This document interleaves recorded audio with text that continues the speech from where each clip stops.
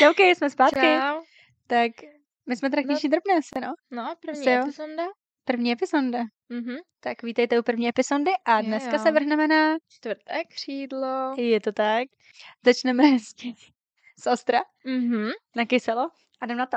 A hlavně bacha na spoilery. Tady to bude všechno o jakoby popisu toho děje. Přesně Takže tak. spoilery budou úplně na každém kroku. Takže kdo to Je ještě to tak. nečetl a chce to jakoby přímo, fresh, tak si tohle neposlouchejte. Takový to tak. rada od nás. Tento díl bude plný spoilerů a nečekaných zvratů, který všichni čekáme, protože jsme to samozřejmě všichni četli. Ale já si myslím, že zrovna tohleto už je tak profláklý, že i ten, kdo to nečet, tak to prostě musí znát, protože reálně, jestli máte TikTok, tak to vidíte všude. Mhm. Já to mám teď úplně všude. Tak Jako. je úplně šílený, jako hrozný. No, tak jo, No, tak začneme? tak začneme. My máme teda tady před sebou hezky samozřejmě čtvrté křídlo, protože bez něj by to nešlo. Samozřejmě musí být přítomno. Já teda musím zmínit ještě ten obal, protože ten je jakože famózní. Přesně. Ten je úplně skvělý. Jakože, a já jsem viděla někde nějaký jako obrázky, videa a to, že ono, když ty 3 díly dáš k sobě, tak oni se jako přelejvají. Když dáš, my tady máme i železný plameň, jak to hned ukážu. Já to chci Vidíš, vidět teda. Když to dáš takhle, tak ono to jde jako A jo. onyx je černo-stříbrnej. A ono to se takhle úplně celý přelejvá. Kámo, bude to tak docela jako je mega hustě, no. pěkný. Takže přesně jak říkáš, ta obálka jako To je jakože pecička. hodně pěkný. Nádherný. Já když jsem na to koukala, já jsem si tu knížku vlastně koupila a když jsem ji začala číst, tak jsem viděla to věnování.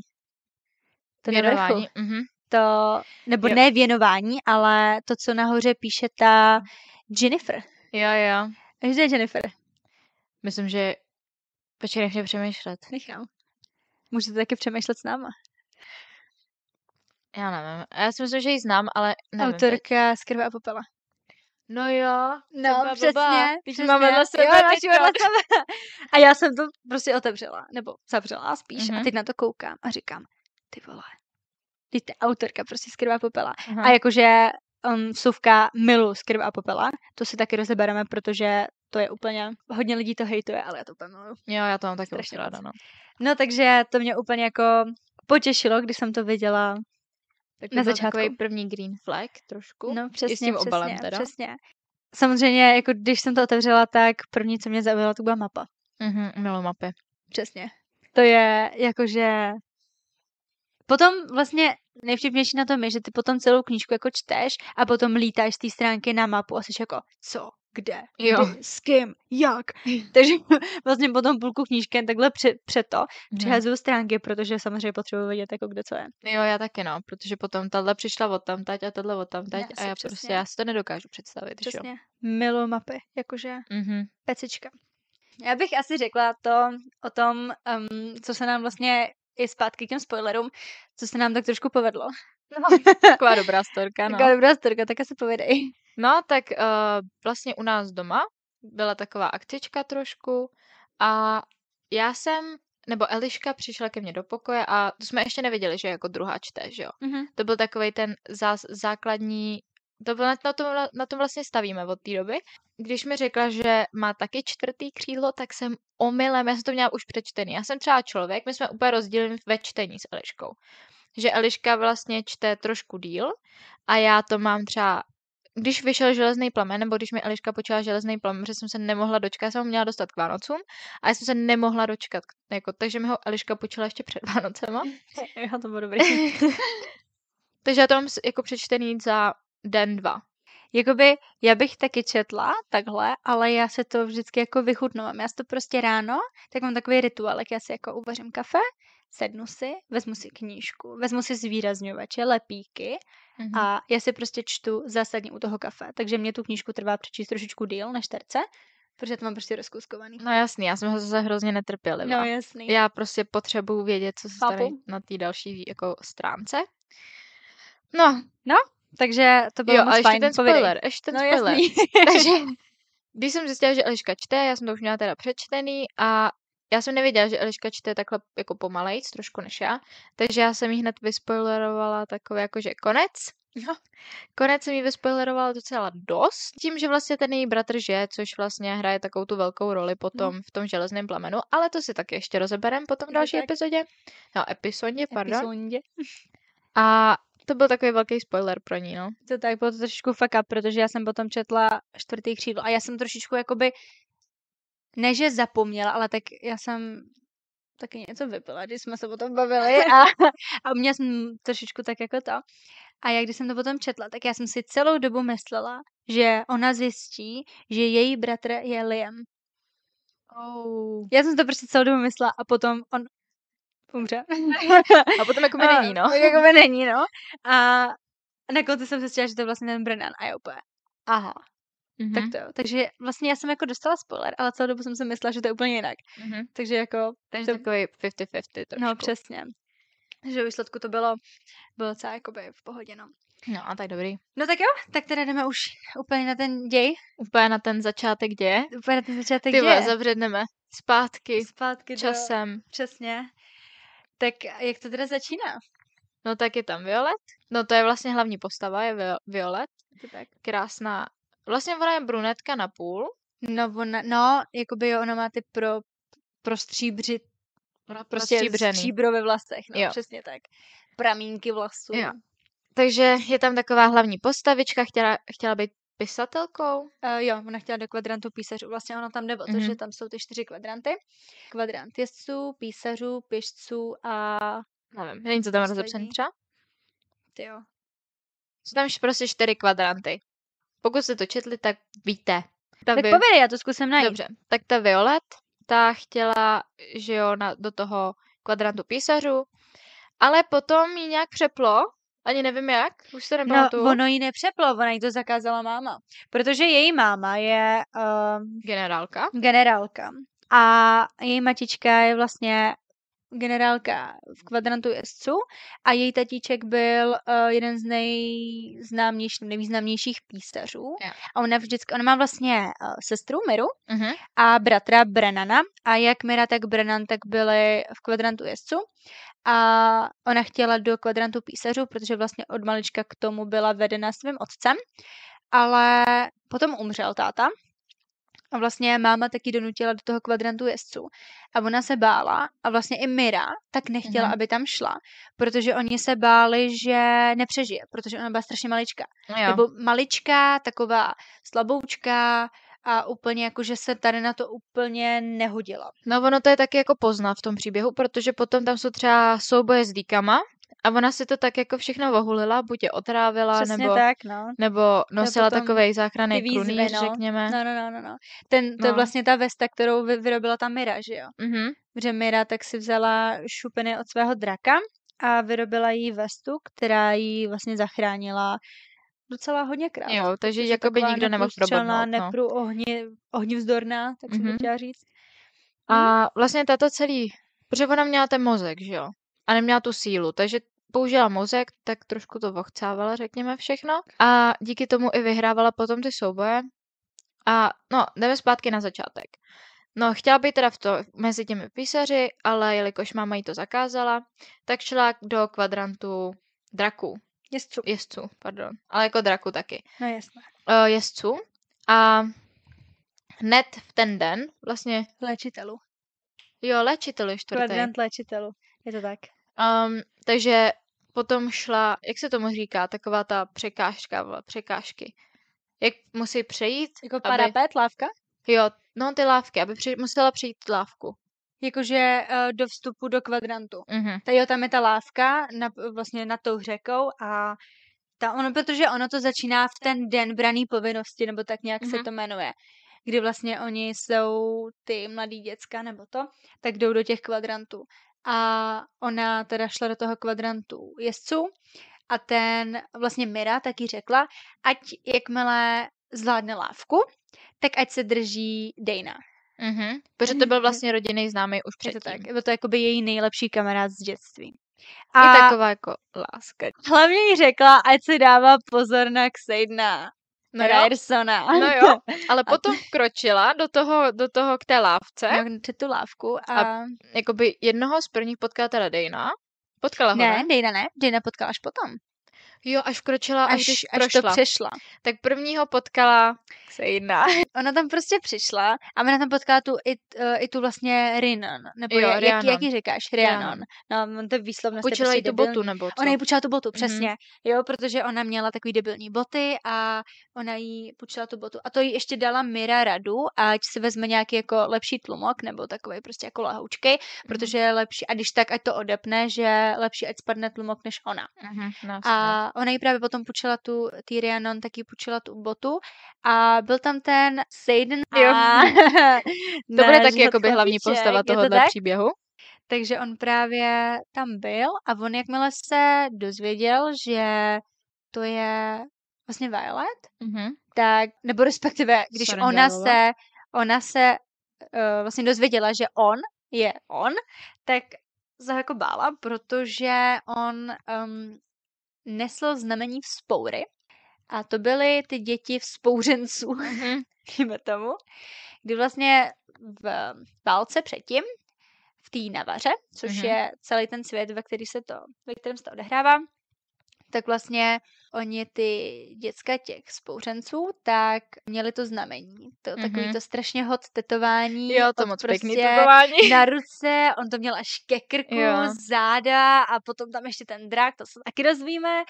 A to bylo prostě úplně totálně hot. Já jsem se vždycky představila a říkám, no ty vado, kámo, tak jako tohle tetování úplně miluji. No takže ona se ho bála, že jo? Že ona se totiž nejdřív bála, že on jí schodí, nebo že ji prostě zabije. Že jí vůbec nepomůže. No a on jí řekl něco ve stylu, že proč by to dělal, když to za něj udělá Lávka. Tohle něco takového jí řekl. A právě, že ono tady mezi nima hraje taková ta energie enemies to lovers.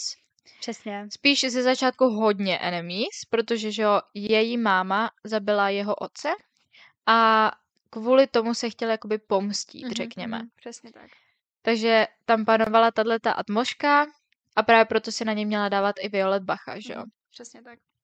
No a ona se teda potom vydá na tu lávku a do děje vstupuje jeden takovej hajzlík, velký hajzlík, který se tam bude prolínat ještě hodně dlouho. Jmenuje se vlastně Jack. I v druhý knize. On je ve třetí. On je i ve třetí, no tak bomba. To ještě nevíme, ale víme. Ale víme. On je i ve třetí a jmenuje se Jack. A Jack je pěkný hajzl. On jí vlastně chce jí schodit velmi intenzivně. On tam schodí, myslím, že i nějakou rezatou nebo něco se tam taky to.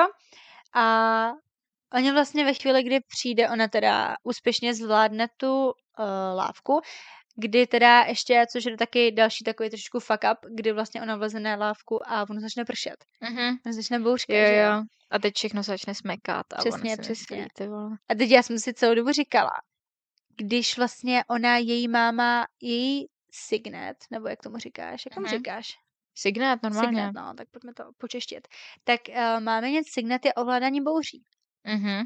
A teď pojďme se trošku zamyslet nad tím, jakože přivolala tu bouřku schválně, nebo jí dala pryč, nebo jako jak, protože vlastně ono začalo pršet ve chvíli, kdy ta Violet vlastně vstoupila na tu lávku. Což je takový docela... Jo, a ona totiž tato autorka hrozně ráda dává v textech prostě indicie na to, přesně, aby ti vlastně došlo v dalším textu to, že ty už to vlastně víš, přesně, ale nedošlo ti, že to je důležité. Přesně, to si potom ukážeme na takový jedný velmi zásadní věci, kterou asi už všichni víme, ale tohle to je úplně opravdu jako, že ona přemýšlí dopředu a zároveň jako dává takový ty beky zpátky na ten začátek, jo, že to je opravdu jako zajímavý tu její psaní. Takže ono vlastně začalo pršet a jakmile se Violet dostala přes tu lávku, ten Jack už jí vlastně málem doběhnul a ona potom mu vytasí dýku na jeho chloubu, že jo, že on se tam nějak zasekne a tam. A vlastně Jack v tu chvíli přešel na takovou velmi poníženou, jak to říct, poníženou jako příčku. Jo. Že byl opravdu jako velmi ponížen. A což si myslím, že jako v něm trošičku taky zažehlo další oheň k tomu zničit tu Violet. Jakože... No tak jelikož ona to udělala na konci a všichni koukali na tu lávku a teď ona jako začala vyhrožovat docela hodně, takže to všichni slyšeli, že jo? Přesně, jako když někdo míří dýkou na bimbase, nebudeš toho člověka mít asi úplně v oblibě. No to ne, no. No. Tak přejdeme dál, ne? Jak jdem na to. přešla teda přes tu lávku, už měla nějaký tady vztah s Xadenem, ale jakoby vztah, jakoby enemy vztah trošku. No přesně, oni se spíš jako potkali a jako dobrý. No a vlastně ta Mira jí říkala, ať potom hned vyhledá toho Dana, takže ona ho okamžitě šla hledat. A vlastně Dane byl hned od začátku naštvaný na ní, že kvůli tam vůbec tomu, chodila. že tam lezla. On se vlastně celou dobu jí snažil dostat k těm písařům. Což Jo. jako z začátku asi dobrý, no, jako... No, tak jelikož ze začátku tam taky nechtěla být, ale jelikož Přesně, on se celý vlastně ten děj snažil jí dostat zpátky. Přesně, a on jí potom až jako ponižoval a nevěřil jí a byl prostě takový jako... A vlastně jí pak i zradil, řekněme. No vlastně, opravdu jí zradil. Opravdu jí zradil. Což jako úplně nebylo pěkný. A vlastně celým tím dějem on se snaží hrát takového toho ochranářského hrdinu. Cukrouška, přesně. Ale ve výsledku, když potom přijde na ty jako podstatné části, kdy jí má věřit, kdy má být s ní a tak je prostě úplně totálně jako ne, nemáš pravdu. Takhle to určitě nebylo. Jo, nevěřili jako vůbec. No, vůbec. Protože já jsem čekala ze začátku, jak ona mluvila o Danovi a je ta Mira. Já věděla, že Dobrý. Mira, tak ona taky věděla, že byli hodně dobrý kamarádi a potom, když tam přišla, tak on se choval jako úplně namyšlený tupec. A zároveň se to snažil hrát na takovýho toho jako cukrouška, který si strašně snaží pomoct. Přesně. Takový to jsem budu říkat, že jsem hodnej. Jo, jako vůbec jí nepodporoval, vůbec. Ne, ale jakoby z začátku s tou sympatizovala si s ním, nebo jako od začátku? Ne, jakoby jestli jsi ho od začátku měla tak nějak ráda, nebo už jestli od začátku jsi ho jako... Protože když se třeba vrátíš, nebo když se odskočíme k Akotaru, tak tam Stamlina v prvním díle prostě začátku milovala, že jo? Jasný, no. Ale jak jsi to měla jakoby s Danem od začátku? Od začátku, protože ta Violet tam taky jako pořádně nechtěla být. Takže jelikož jí pomáhal, tak mi přišel takový jako, že cukrouš, takový, že... Ale přišlo mi divný, jak jsem četla už předtím knihy, že jako budou spolu už takhle od začátku. Jo, přesně. Takový ten pocit, jak to znáš? Jo, taky tohle se nemůže vydržet, to prostě nejde. Ale potom v průběhu toho děje začal jakoby ukazovat tu svoji stránku i vůči tomu Xadenovi a to už byl jakože ne, pro mě ne. Souhlasím s tebou, jakože už jen to, že by to nedodrželo takovou ten scénář, který se víceméně všude opakuje, ale všichni ho milujeme, jakože přesně to enemies to lovers a že tam prostě nemáš takovýhle tenhle bad boys a prostě a tak. Takže jako souhlasím s tebou. Pro mě se třeba nejvíc zkazil ve chvíli, kdy začal rozmlouvat Tyrna. No tak to je jasný, tam jsem ho poslal nejvíc do prdela. Říkám jako, a sorry, ale svádět to na to, že je vlastně jakoby slabá a že Anderna je pro ní daleko bezpečnější. Jako to asi ne, no. No to jako... A teď si představ, že se s tebou bondne největší, vlastně druhý největší žijící drak, tak a ty jsi jako OK, tak teď mám šanci na přežití a teď přijde nějaký debil. Přesně. A začne ti říkat, že ne. To není nějaký debil, to je tvůj nejlepší kamarád z dětství. No jasný, no. Vem to, že jako to je strašný, vem si, že prostě za tebou přijde člověk, který mu věří ze všeho nejvíc, to je tvůj nejlepší kamarád, to je tvoje dětská láska. A Fred ti prostě řekne ne. To nedává smysl, ty jsi na ně moc slabá. A ty na ně jako čumíš a říkáš, to je moje šance na přežití, jak jako slabá, kamo, co tam meleš? Jako představa, že by se s Violet bondla jenom Anderna, tak tu šanci na přežití ze začátku by měla hodně malou. Tak každopádně. Hodně malou. Protože potom i v tom druhém díle, to trošku zabřehnu, tak tam je taky taková část, kdy Anderna není jakoby vůbec k použití. No ona víceméně si myslím, že ona nebude jako moc k použití celou dobu. Jako já nevím, no, protože ona je taky nebyla vůbec. No ona vlastně do konce druhého dílu si myslím, že nebyla vůbec k použití. A nestopla na konci trošku čas? Nebo to bylo až v té dvojce? To bylo až v té dvojce. Jo? No ona jakoby bude moct stopovat ten čas, ale já si nemyslím jako... Já si nemyslím nic, ale já myslím jakoby, co se týče ježdění. Jo, že ona není schopná uníst jezdce. No ze začátku není, no, protože ona je jakoby čerstvě vylíhlá ještě. No, to je miminko. No, a teď ona, no tak jako můžeme jít dál v tom.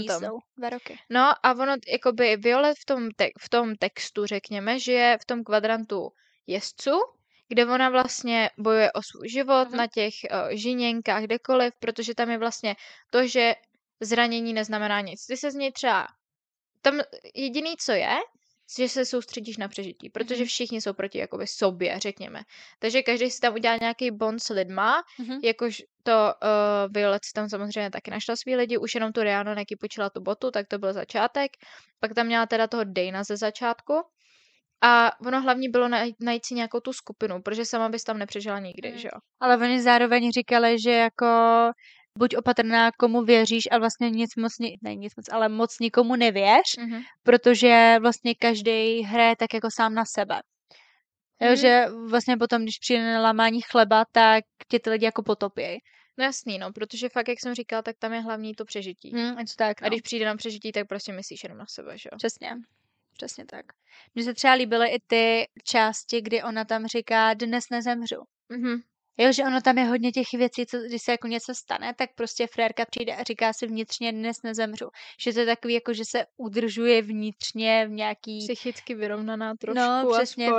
A vlastně potom ke konci to mi je něco ve stylu, tak dneska zemřu, nebo něco takového, což to úplně předbíhám, jo. Ale jakože vlastně celý ten příběh prolínal vlastně ta věta dnes nezemřu. Že to je takový jako, takový roztomilý. Jo. No a potom vlastně žije v tom kvadrantu, kde bojuje se všema, bojuje i těma svýma intrikama, protože při těch prvních fightech zjistila, že jako na to nemá, řekněme.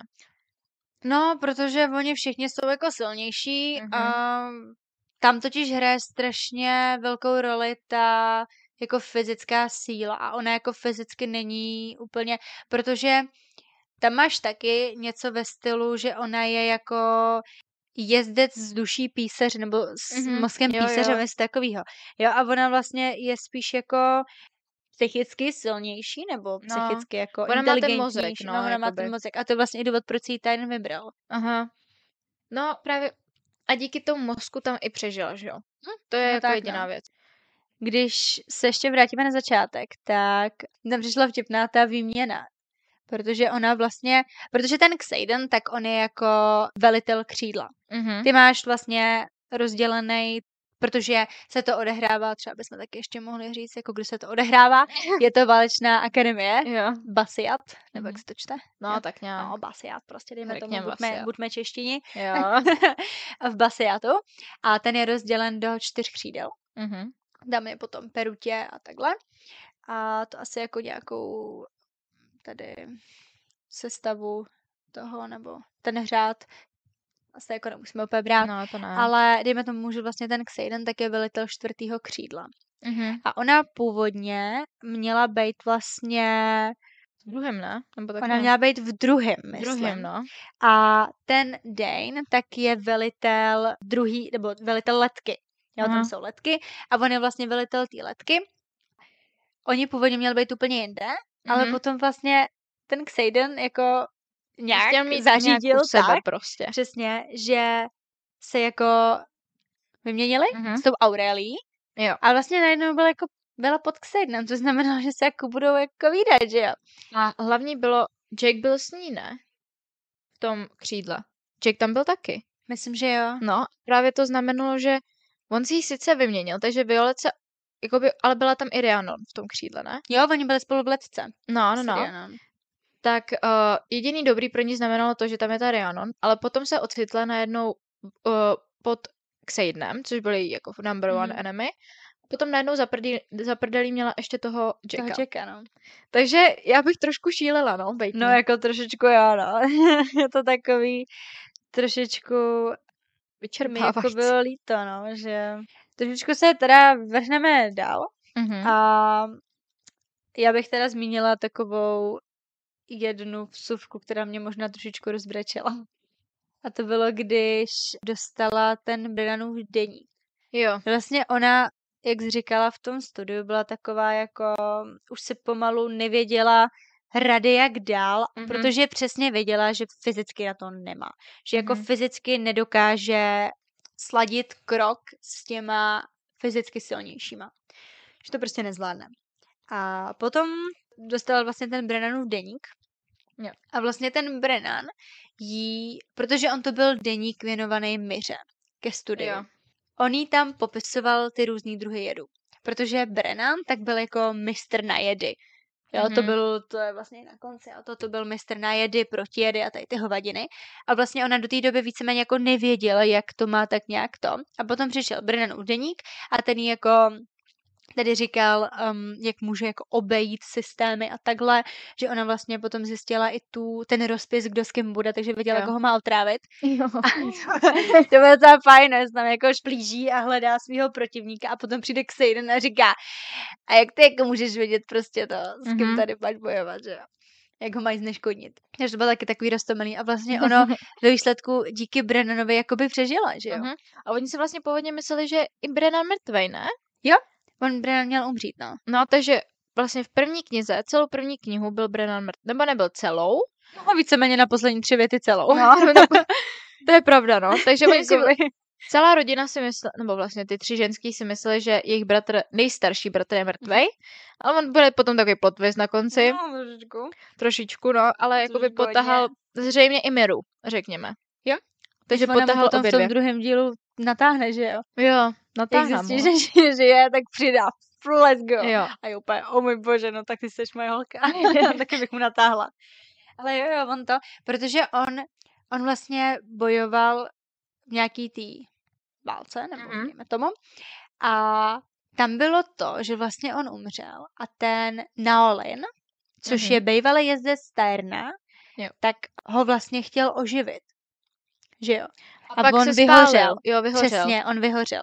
To je taky jakoby věc, že když potom ti jezdci používají ty svoje signaty moc, nebo prostě přestřelí nějakou laťku, tak prostě vyhořejí. Vyhořejí, no. A vlastně on se slehla zem najednou po Brennanovi, po Brennanovém drakovi, i po Naolinovi, ale Tyrn jakožto Naolinův drak přežil. A on se na strašně dlouhou dobu stáhnul. A on, když vlastně mělo být to propojení, tak on původně ani se nechtěl propojovat. Jo, ona tam byla jenom ta Andarna, ne? Kterou jako... Jo, protože když se teda přeskočíme teď rychle jenom k tomu propojení a pak se zase vrátíme, kdy vlastně oni si v té třídě představovali ty draky, že jo? A on tam ukazoval, protože co se týče nějakých těch typů, tak tam máme teda různý typy ocasu, díko ocasí a takhle. Jo. A pak máme červený draky, hnědý draky, oranžový. A zelený, černý a modrý. A potom tam je 7. rod. Jo, po kterém se dozvíme v Železném plamenu. A do toho bych se úplně nezabředávala. Ještě ne, no. To si necháme na příště. Jo, takže on tam vlastně tyhle rody. A vlastně každý rod má, je takový specifický, že některých je víc, některých je hodně pomalu, takže když se vlastně propojí s tím jezdcem, tak někdy to je fakt jako podsta. Třeba i ten Tyrn, to je vlastně černý drak. Jo, a černý jsou jenom 2 známí, co jsou vlastně ten Kodach, nebo jak se jmenuje, myslím, že se jmenuje Kodach. No a to jsou právě já to najdu. Černý draci jsou ti největší, takže vlastně když se propojil Tyrn s Violet, tak to byla jakože hodně velká podsta a nikdo to nečekal. No a když přijdeme na ten Kodach se jmenuje. To je vlastně první a největší černý drak. A největší drak. No byla tam nějaká promenáda těch draků a jelikož ani ten černý Tyrn tam nechtěl být. No protože oni si povídali, když se ještě vrátíme o trošičku dřív, tak oni si vlastně v té třídě povídali, ten profesor, tak jim tam ukazoval ty draky. Jo, přece jak vlastně se vytvořil toho dráčka a on to ukazoval. A ten Jack tam komentoval, že chce toho černýho. A on mu říká, ne, černej nesvolil k tomu, aby se propojil. Černej tady prostě nebude. Jo, a teď mu diktoval ty prostě statistiky, který draci jako svolili k tomu, že ten drak musí svolit k tomu, aby se jako mohl propojit. No vlastně draci jsou takový ty udavači pravidel, že vlastně všechno se točí jenom kolem nich. A když ten jezdec je třeba Violet taky dost častokrát urazila Tyrna a on jí takoby hodněkrát i úsek trošku jako, nebo ne úsek, jakoby, to je taková metafora, že jakoby úsek jazyček na tu chvilku. No, to tak, no. Jako, já úplně miluji ty dohadování mezi Tyrnem a Violet. A potom, když tam do toho stoupí Andarna, pecička. Ale to už jako předbíháme hodně. No, ale právě oni se tam ukazovali ty draky v té třídě a ten Jack chtěl černýho a on říká, ne, černý jako nebude. Ty vlastně ani nevím, proč jsme se o tom začali jako bavit o těch dracích. Už vím přesně. Jo, že ten Tyrn se na dlouhou dobu odmlčel a vlastně nechtěl se ani propojit. Jo, on měl toho posledního jezdce Naolina, který vyhořel a ten řekl, ne, už se nebudu propojovat a prostě šel si do svého vlastně údolu, kde jsou ty draci, jako kde mají to svoje loviště a domov a prostě tam si bydlej. Takže tam se jakoby zdrhnul a už se jako nebude propojovat. Mhm. No a teda on se teda potom jakoby propojí. Pojďme se vrátit zpátky k naší krásné dvojici. Sejden a Violet a k takový strašně hot scéně ve stínech. Ve stínech. Jo, Jo. ty vole. Violet se samozřejmě, Violet je prostě svá. No, To ona úplně byla miluju, ona celou je dobu úplně svá, svá. přesně. A ona šla špehovat, protože ona měla prostě takový pocit, že se něco odehrává, co ona potřebuje znát. A ona byla takový trošku špech toho Dana No a těch ona, svých počkej, sester. ne, ona nešla špehovat, ona šla pro ten jed. Ona šla pro ty A jo. kytičky k té řece nebo tam někam. No jasně, no jasně. Ona šla pro ty kytičky a ona tam narazila omylem na naše združeníčko označených.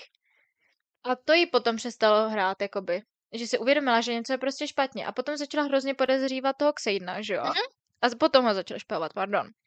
A vlastně to bylo takový, že si šla pro kytičky, pro nějaký jed, no tak co? No, přesně na ty A pohodička, taky bych to udělala. Taky no. Teďkon vlastně šla v tom lese a tam najednou byli všichni označení, že jo? Včetně Xaidena vlastně. On to jakoby asi nebyl les, já jsem si to teda, nebo jako já nevím, jestli to tam je úplně specifikovaný, ale já jsem si to představila jako nějakou palouček, nebo to tam byl prostě jako strom a u toho nějaká ta řeka, nebo ta. A oni tam vlastně byli a ona se schovala do té koruny, aby ho jako do neviděli. Stínu, do stínu, no. A to ještě vlastně víceméně nevěděla asi, to, no. jaký je Xaidenův signet. Ovládání stínu, No, náš druhej, tyjo, Shadow Daddy. No. To vlastně nevěděla, no. Ale on potom jakoby se s ním promluvil, ne? Jo, protože oni se tam bavili o tom cvičení těch mladých, aby je jako chránili a tak. A ona vlastně se tam začala uvědomovat, že on asi jako nebude zase takovej hajzl, jak jako všichni říkají. A on potom tím, že vlastně ovládá stíny, tak zjistil, jako, že tam je, tak on to věděl jako od začátku. No. A promluvil si s ní a tam vlastně tam začala být taková ta první důvěra, kdy on si ji jakoby vyzkoušel, že ona to nemá nikomu vykvákat. No jasný, no. Jo, a vlastně ona ho jako nezradila, on ji jako taky nezradil a začala tam být taková ta první interakce přímá mezi jako nima. Samozřejmě ona se bála o svůj život, jak ty jo. Protože oni jako potom odešli a ona tam byla a byla taková jako přežila jsem. Jo, a potom přijde Xaiden se vrátí živá. Ne, pojď dolů, pojďme se o tom promluvit. A ona jako do prdele, co to jako to ne. Takže jako ty si myslíš, že už přežiješ a najednou přijde zpátky a Ne. To by mě teda mega vyděsil. Ty si jdeš prostě pro jed, abys přežila a potkáš tam, vole, Xaidena. Přesně. Prostě tvýho, řekněme, number one enemy v té době. Přesně. Vlastně podruhý, kdy ona zjistí, že ji úplně jako nechce zabít, je ve chvíli, kdy ona jde na tu žíněnku, ale toho svého protivníka otráví moc brzy. Pamatuješ tu scénu? Jo, a potom tam přijde Xaiden, ne? No a on řekne, že ho zastoupí. Jo. A ona je jako do prdele, teď umřu. Jo. A on ji vlastně nezabije, jen jako, protože on vlastně od téhletý chvíle jí celou dobu tak nějak jakože cvičí, nebo chce, aby jako se fyzicky zdokonal. Protože on potom vlastně poprosí i tu Imogen, která s ní trénuje, aby Imogen se jako vlastně neměla v lásce, jako by ze začátku. Imogen byla pěkná svině. No, jako to je taky docela, ona se jako prohoupla, vyšvihla a jako... Dobře, Imogen je taky označená, ne? No, takže oni vlastně všichni označení neměli rádi Sorengailovi. No, protože kvůli jejich mámě, no, jasný, protože ona vlastně jakoby zabila ty jejich rodiče. Popravila, no.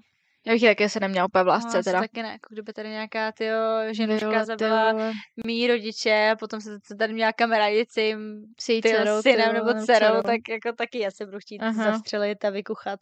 No, takže vlastně Xaiden, ani nevím proč, ale on jako říkal, že jako on po ní házel očko už od začátku. To tam bylo, že ona ho očarovala už od začátku. Je to tak, no. Takže ten už se vlastně o ní staral od začátku, aniž by ona si to uvědomovala. Ono vlastně takový ten první kdy oni jakmile se dostali přes lávku a nastoupili, tak tam přiletěli ty draci. Ano, tam byla ta Ságel. Ságel nebo Sgail, on se to čte jako Sgail, nebo tak nějak, ale říkám Ságel, to je prostě jako lepší. Jo. Ale ona se tam objevila ta Ságel a ona tam spála nějaký ty lidi to a ona vlastně, oni stáli jako kousíček od sebe s tou Violet a ona na ní mrkla.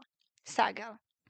A já jsem v tu chvíli byla jako jo. A já si doteďka si říkám, jako jestli jí tím odsouhlasila, nebo si jako řekla, dobrý, tak ty se budeš k Seidnovi líbit, nebo jako víš jak. No jasný, Takový no. to, protože ta Saga je totální frérka, Jo, jakože to je mega Saga je frérka, no. opravdu kočička. Ale jo, takže v tu chvíli jsem si říkala jako, aha, tady jako jen Tak to tady se nehraje, něco no. jako bude dít A asi. přesně, a ona to vlastně zmíní, ta Saga i ke konci, kdy ona jí řekne něco ve stylu, že se z ní stala, nebo že to je daleko jiná holka, než na začátku za tím parapetem, že jo, vlastně takovýho tam bylo.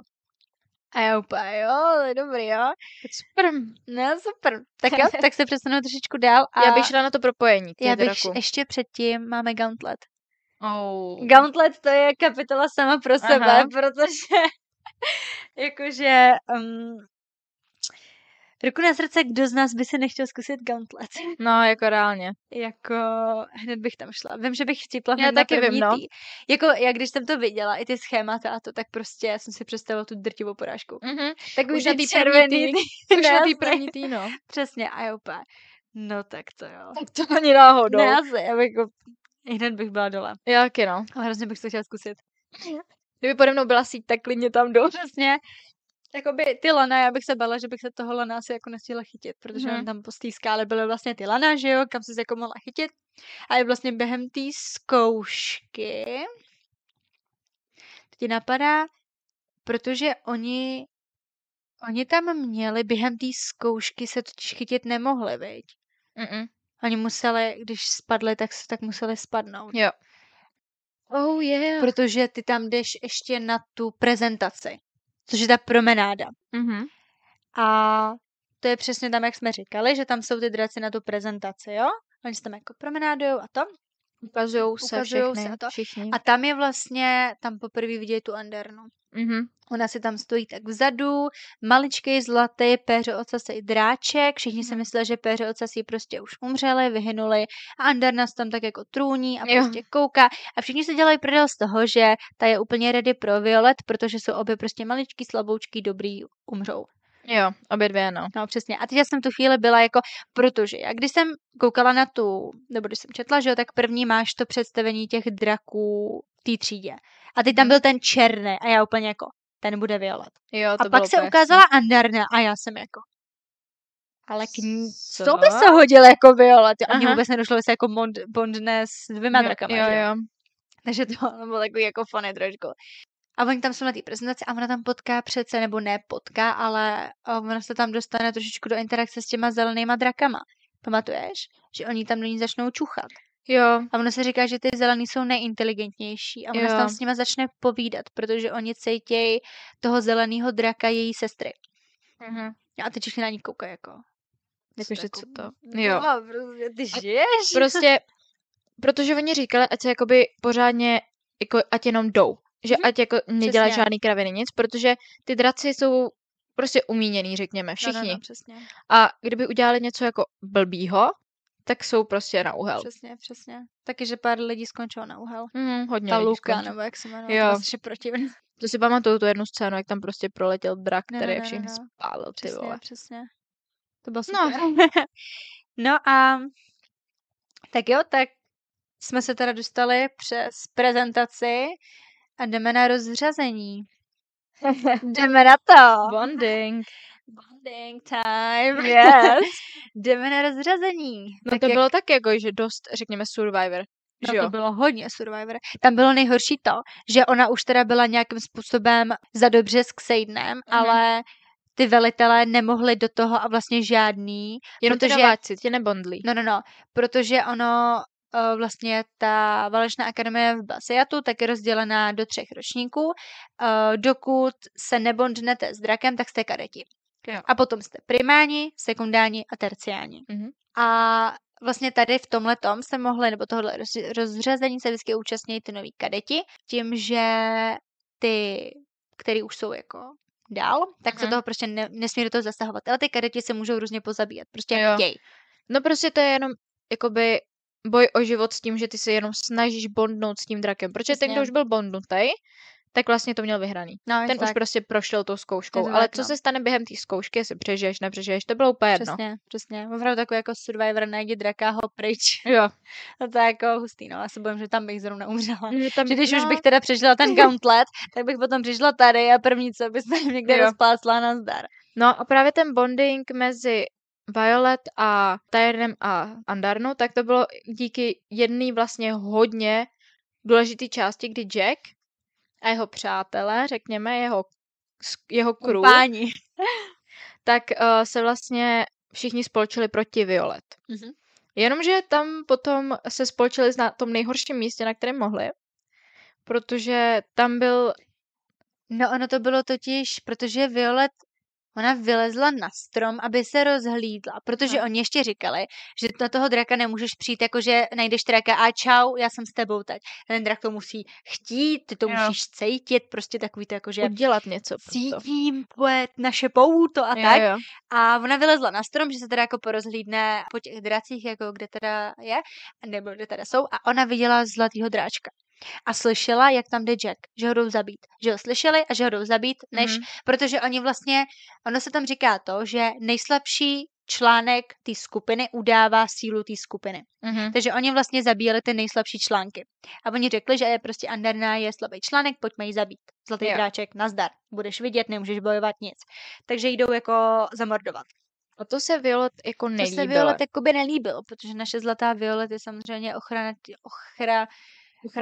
ochránkyně všeho dobrého i zlého, jen dobrého, tak se jako vydala za tou Andarnou a ona teda přišla na nějaký ten palouček nebo něco takového to bylo a ona se snažila jako ať letí pryč a teď mně se strašně líbila ta scéna, kdy ona tam jako Andarna jakoby spinká a teď ona se na ní podívá a teď ona tam píše něco jako mrkala na mě velkýma očkama nebo tak. A já jsem si úplně představila toho rostomilého dráčka, jak zvedne tu hlavičku, dělá mrk a prostě dál se lehne. A tu úplně, tyjo... A teď si úplně představuješ tu úplně vyšilující Violet. No, to je to slovo, co jsem hledala. Vyšilující Violet, tak to takhle skáče. Leď pryč. Jo. Máš křídla, může použít. A ona tam je jako, cože, se protáhnu. A pak přijde Jack a jako, tak, obě dvě najednou, pojďme na to. Jo. Hajzle jeden. Tak to zkusili. No a nevyšlo to. Mně se líbilo, jak tam přiletěl. No, bacha. Jak tam přiletěl Sejden se Ságel. Protože tam byl přítomný jeden drak. No nebyl. Ono tam byl totiž nejdřív Andarna. Ona přiletěla Ságel. Ona přiletěla Ságel se Xadenem.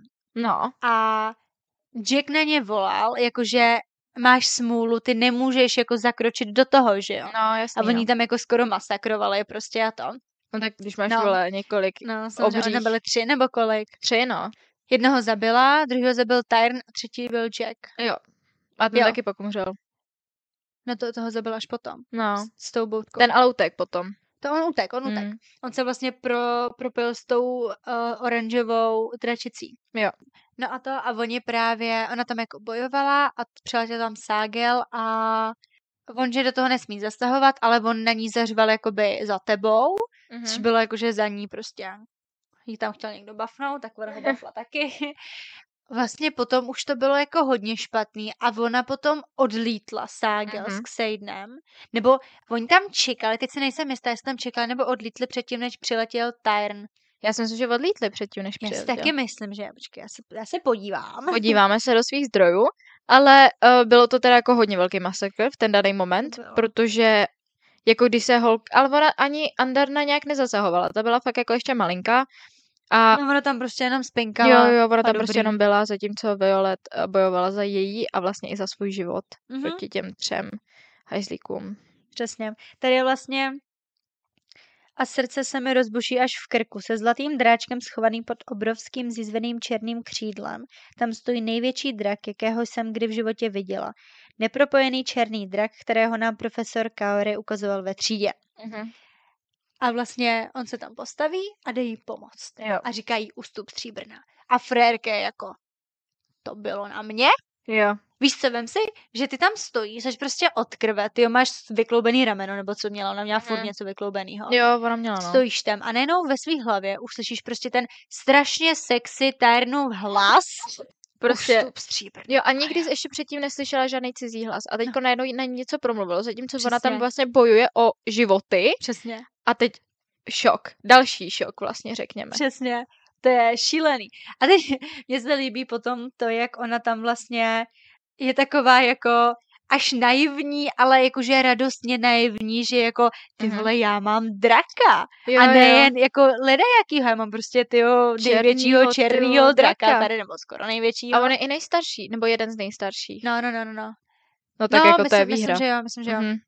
Jo a prostě najednou, tyjo, mám tady takovýho draka. A ona se tam s ním vlastně potom i dohaduje. Mně se líbí, jak ona se snaží jako se s ním povídat, ale protože on je jako zní v hlavě, ale ona na ní musí mluvit jako pusou, že jo? Ona jí vlastně vůbec jako neví, jak na ní má mluvit tou hlavou. A je potom je hezký, jak ona přijde na to, jak na ní má mluvit. A taková ta její dětská radost je vlastně tady, jakože sakra, on si vybral mě? Proč si vybral mě? Prostě, chápeš to, jakože se tady s tebou bondne drak, jsi jako, o můj bože, vaši se to stalo? Ty vole, já mám drak. A právě, že když jsi jakoby nebondla s drakem, tak si vlastně neprošla tou zkoušku, což byl taky problém pro tebe. No, jakoby ty ses nedostala do dalšího ročníku, do prvního, nebo jakože nebyl primán, ale byl furt kadet. To je vlastně ten Xavier, nebo jak moc se jmenuje. On se vlastně už po druhý snažil bondnout. No on se potom bondnul. Takový strašně roztomilý, prostě, jak ona se tam s ním propojí a teď jako, o můj bože, já mám draka. A teď teda, a taky strašně zajímavá scéna je, že protože ten gauntlet vás má jako připravit na to, že jste ready jezdit na drakovi. Takže vlastně rovnováha na hřbetu i vlastně ta poslední překážka, kterou ona měla problém zdolat, tak je to, že mají vylízt na tu nohu, no. A vlastně tam je hezký to, jak ona na ní nedokáže vylízt, protože je strašně maličká, on je hrozně ohromný. Tak jak on se jako skloní. Jo. Víš, že to prostě drak se zásadně nekloní před lidma, jakože to je absolutně povrchní gesto, nebo prostě ne povrchní, ale potupný gesto. No, to říkám, že to takový jakoby hodně na myšlení. No, přesně tak, je to tak. No. Protože oni si uvědomují, že vlastně život těch kadetů je jenom o nich. Vlastně přesně. I všech jezdců. Jako sorry, ale já mít ohromnou hubu a křídla, tak jsem taky jako namyšlená. Jako reálně jo, no. Víš jak? A když vím, že díky mně přežije, nebo vlastně všichni jako jsou závislí na mě na to, aby přežili, tak jako přesně. Reálně já se jako sobě myslím, ale já si tak jako vzpomínám, my jsme vlastně neřekli tu taky strašně důležitou scénu, která se potom bude odhrávat, nebo jako která potom bude prostupovat i dál do děje, kdy ona vlastně vylezla ten gauntlet a ona použila tu dýku. Jo. A to jsi tam říkala s tou Amber. No, ale já jsem to nedořekla, protože ona měla problém vylízt vlastně tu poslední překážku, dostat se vlastně tu nohu toho draka přelíst. A ona použila tu dýku, kterou si tam vlastně vybojovala, protože ono, jakmile se odzbrojila jakoby v těch výzvách toho protivníka, tak si mohla nechat jeho dýky, že jo. A ona vlastně použila tu dýku. Ona ta Amber strašně bojovala za to, že to jako nezvládla. A ona jí tam potom nějak citovala ten kodex, vlastně ten dračí kodex, že jo. A oni jí to jako uznali, že to je jako dobře, jo, že prostě, že to je v pohodě a ona jí tam jako citovala a ta Amber byla strašně naštvaná. A víceméně jako ta Amber je taková ženská napodobenina Dana mi přišlo. Jo. Byla hrozně otrava, mě hrozně vadila. Strašně. Prostě jenom, ona i Dane je takový, že oni se všichni starají jenom o ty pravidla. No přesně a to je jako, to je hrozný. No ale tak teda potom se vydali se bondli s Tyrnem a vlastně i s tou Andarnou. No, ona to jako neví, protože ta Andarna vlastně, jakmile přiletěl Tyrn a jako nasedla a to, tak jakoby Andarna odletěla. Jo, a oni se teda vydali potom zpátky do toho kvadrántu. Na to letový pole. No. Jo, kde se jakoby řekli, kdo se s nima bondnul a takhle. A oni tam jako nastoupili, že a ona tam vlastně byla i ta její máma přece. Jo. A teď ona tam přiletěla, mezi tím teda několikrát spadla. A to bylo taky, že jakmile ten jezdec z toho draka spadnul, tak ten drak se o to vůbec nezajímal. No. Prostě padáš, dobrý. Tak tak už nejseš můj. Přesně. Jo, takže těm drakům to víceméně bylo úplně uprdele, jakože jim ten jezdec spadnul. Jo. Ale ten byl úplně jiný, že on jakmile prostě, ona padala furt. Jo. Jakože furt. A já se jí nedivím. Jako být mrňavá a jezdit na takovém drakovi, vem si ten nápor toho vzduchu a všeho, jsem doletěl několikrát. Já taky, no. A teď ona prostě padala a Tyrion vždycky jí čapnul. Jo. On si ji prostě vzal do těch svých drápků. Já vždycky vidím takového toho kohouta. Jo, jak prostě drápal, to slepičí prackáky, takhle si ji nadhodil, vzal hřbet a dobrý. A letěli dál. Prostě nádhera. Oni se vlastně potom shromáždili na tom poli a teď si vem, že ty tam jako stojíš, máš teda toho draka, nebo nemáš draka, nebo jsi prostě primán, sekundár, tercián, velitel, generál, mi to úplně jedno kdo. A teď prostě se koukneš na oblohu a tam letí černý drak. A ty jsi jako... A ty jsi o něm vlastně nevěděla, že jich tam bude. Jo. Co tady děláš? A teď prostě on přistane a teď vidíš tu Violet, tu maličkou Violet a říkáš si jako, Si děláš prdel, ne, za mě. tady se stala nějaká chyba. No tak, ale ona se o ní i ta máma, i ta Mira jako báli, že jo?